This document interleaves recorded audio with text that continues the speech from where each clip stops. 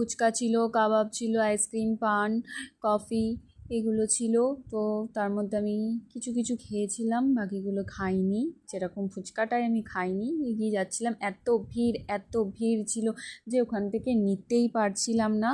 তো যা হোক মা হোক করে আফরিন ঢুকে ওখান থেকে এইটুকু কাবাবটা নিয়ে আসতে পেরেছিল।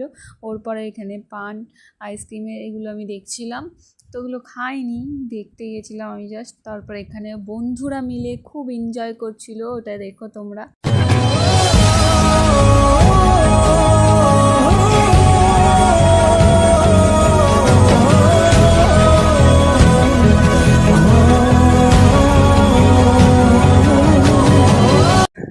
ওর পরে একটু বড়ার বউকে সামনে দিয়ে একটু দেখে নিলাম, খুবই সুন্দর লাগছিল। ওর পরে আমি প্যান্ডেলে গেছিলাম, একটু দেখলাম দাদাকে, দাদা ব্যাগ হাতে দাঁড়িয়েছিল, ওকে আমাকে বললো আমার দিকে করে বুঝছিল না। তারপরে ও